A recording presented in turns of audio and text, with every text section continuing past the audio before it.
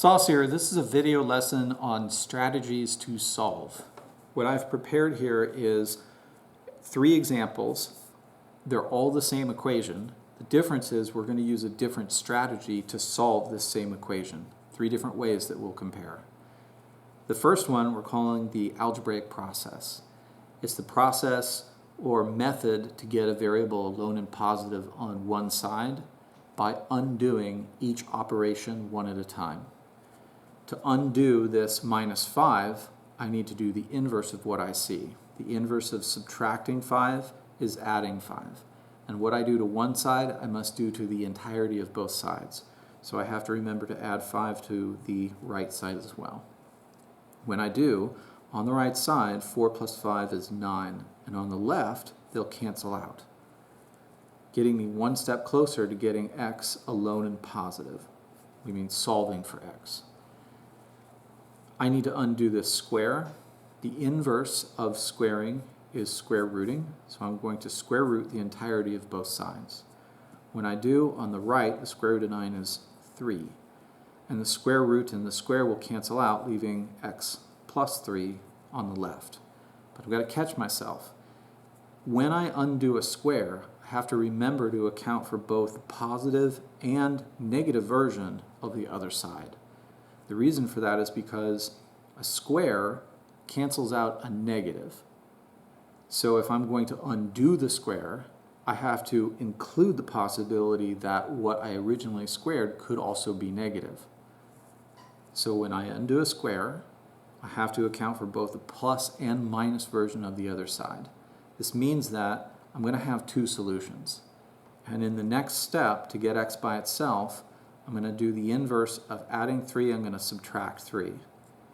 But when I do this, now that I have 2 solutions, I have to keep track of them both. So x is going to be equal to the positive 3 minus 3, which is 0, and, so I'll use a comma, the negative 3 minus 3, which gives me negative 6, as a second solution for x. The 2 solutions are x is equal to 0 and negative 6, and we got those by a process of undoing the operations and numbers that we saw one at a time to get x by itself. This is a reliable solution process. It's the most common, but it's a little bit slow.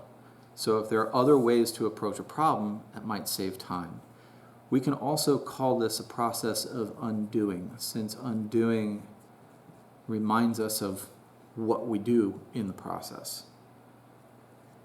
Let's solve the same equation, but we're going to use a strategy of changing form.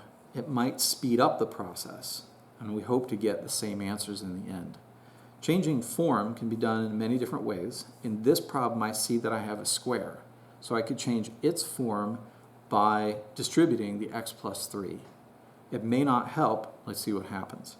X plus 3 all squared is x squared plus 6x plus 9. I'm still subtracting the 5, and this is still equal to 4. Now if I take a look at what I got, I've got 2 like terms that I'm going to combine, and I'm also going to subtract 4 from both sides. So I'm borrowing from the algebraic process. But after I combine those terms and subtract 4, I'll get x squared plus 6x.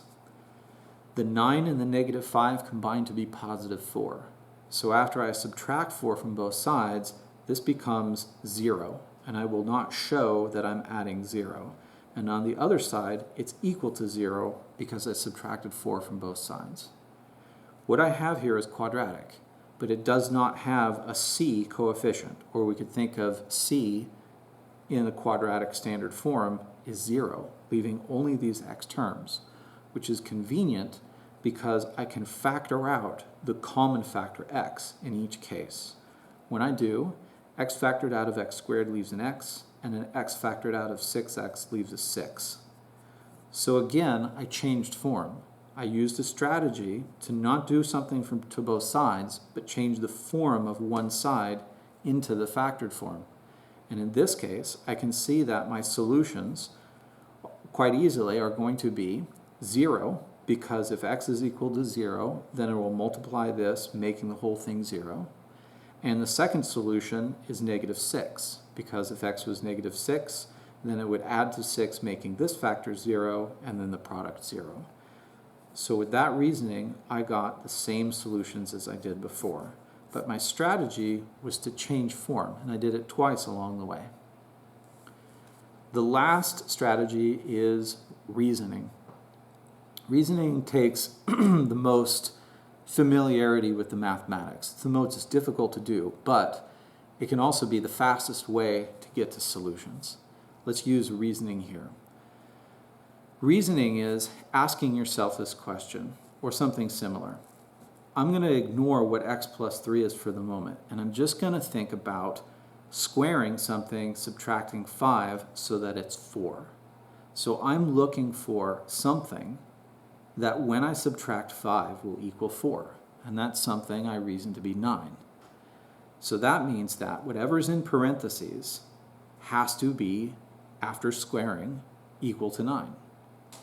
What squared is equal to 9? It's 3. I have reasoned that what's inside the parentheses must be 3, so that when I square to get 9 and then subtract 5, I will get my final answer 4. As a side problem then, what's inside the parentheses, x plus 3, must be equal to 3. And I can now use the algebraic process very quickly to find that x must equal 0 by subtracting 3 from both sides.